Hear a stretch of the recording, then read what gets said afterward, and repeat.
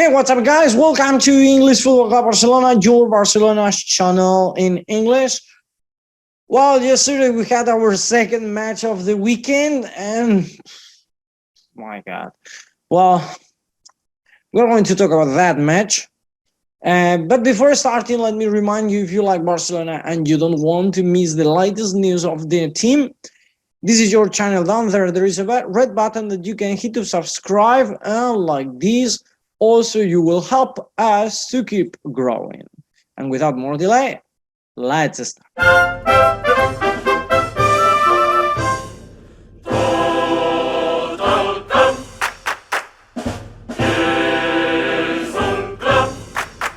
Well, as we were talking just the other day, or we were saying the other day, we had to play against Villarreal in the Camp Nou, the last match of the year, the match day 38.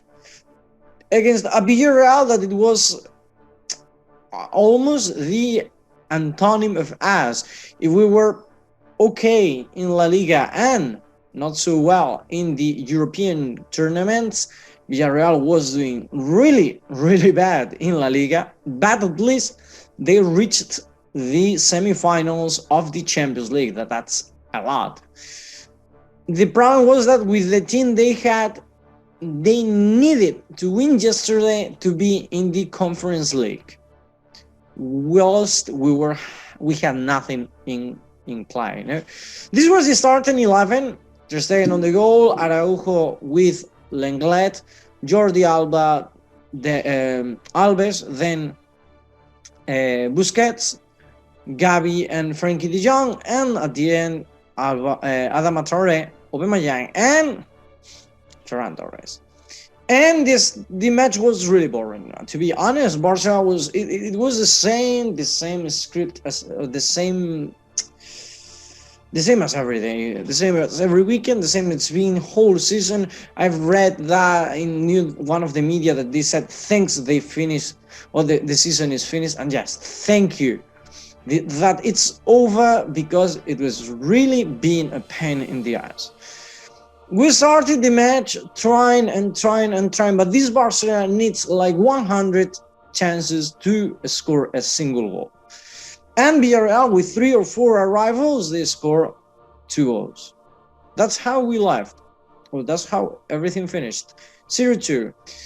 2 defensive mistakes. One of them was from Alves. Alves was in the midfield. Actually, you can see him in this picture next to Frenkie de Jong. So imagine how far he was from his position. Think that is sometimes normal, because this was a counter-attack. And then there, Parejo, if I'm not wrong, was alone against Ter Stegen. Actually, Adama was the one who was covering the position of Alves, but it was really far. And later in the second half, the match continued the same tonic over and over. Barcelona attacking, trying, not finding the spaces, not finding chances, generated chances time to time, but not being able to materialize them. What you've seen whole season. And then this thing, a counter-attack from Villarreal, and then Adama Traoré did something that you can never do: send the ball or clear the ball to the area. When you clear the ball, you have to throw it away from the area, because the area is the most dangerous zone. So Adama tried to throw it far, but it went directly to Moi Gomez. And Moi Gomez said thank you, because he was almost in the penalty spot, and then goal. That's the face of Adama after receiving the second goal. There you have Araujo trying to reconfort the Catalonian player. Araujo, that yesterday was the best of the team. I mean, he was covering Alba's air positions, he was attacking. Actually, he was even playing as Dembele in the moment, that he got the ball in the rivals area, and he tried to dribble the Villarreal's defender. So yesterday he was doing everything. So sad that he didn't score a goal with a header, but fantastic Araujo, and is the only one, because Ansu Fati maybe, later you can say, well, because Ansu Fati generated much danger, etc. Not a wonderful match. And that's all. I mean, that's how the match finished. Really boring. Barcelona tried, but you could see a team without Saul. And I'm not... Xavi later, I think we have a picture of Xavi talking about this. No, we don't have. But Xavi later, he said that we saved a season that could have been worse. Yeah, for being Barcelona, I mean, we never got a match that we didn't score consecutively 2 matches since a long time ago, 2008 with Rijkaard. It's clear that this team needs much improvement, not just in the goal area or in the goal aspect. We need a lot. And I'm not meaning this is Xavi's fault, it's Xavi's work, but teams as Al-Sadd, where Xavi was able to implement his idea in Barcelona, we didn't see that yet. In Al-Sadd, we saw the tiki-taka, the famous tiki-taka, that ball going fast from one player to the other. In Barcelona, that happened few matches and suddenly disappeared. Don't know what happened there. And we need to implement that, because Barcelona's idea is to have the ball, to enjoy, to generate chances. And the only way you can do it right now is moving the ball fast. So things as, for example, Ricky Puig, that yesterday probably was his last match with Lenglet. That Lenglet, I didn't think that he played that bad. But later in media, that sometimes you realize what you didn't see. They said that the position of Lenglet is always taken by the forwards, that he's very easily dribbled, that he's not a defense for the team, and quite for this team, sorry. And that's true. To be honest, that's true. Lenglet has many defensive problems lately. It's not the defense, the center back that he was, no. So yeah, many things to improve, but we have to keep working. There is no other chance. And just remember, Alemany talk about that, no, about the players that may come, may leave. One of them is Dembélé. That was a dart to Dembélé.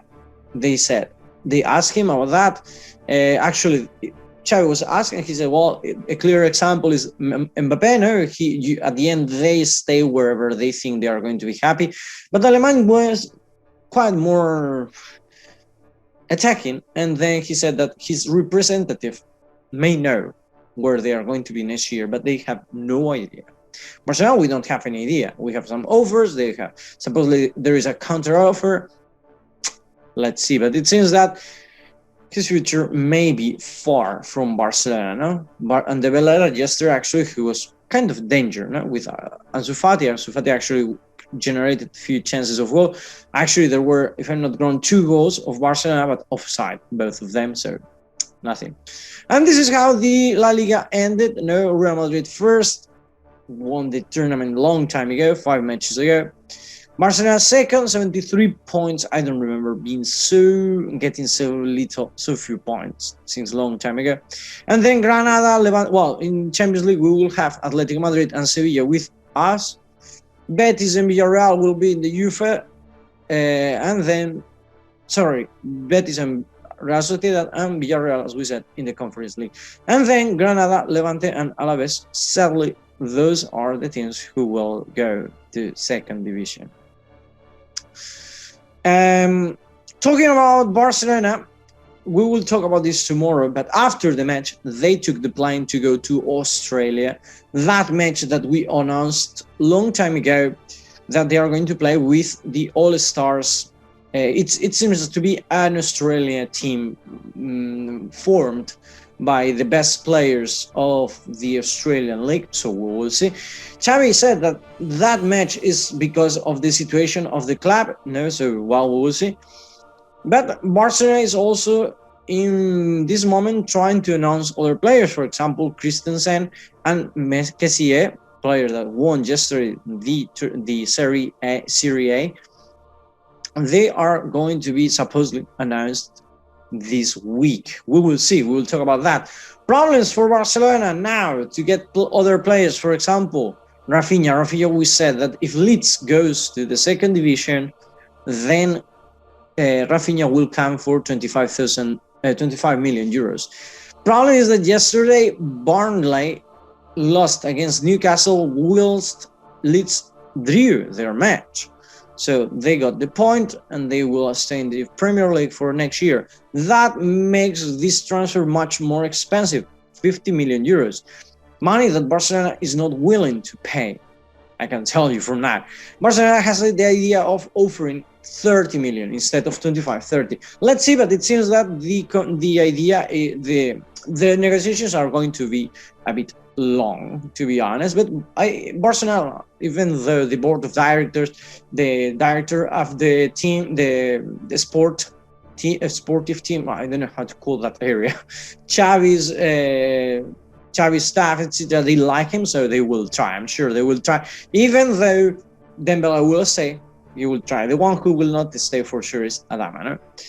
Also, Barcelona wants Marcos Alonso to come to the club, so we will see. No, in transfer market, his price is 15 million euros. I think more or less the same as Spilicueta, but Barcelona, as both players, seems to be willing to leave the club, the Londonish club, not sure. Well, the club from London.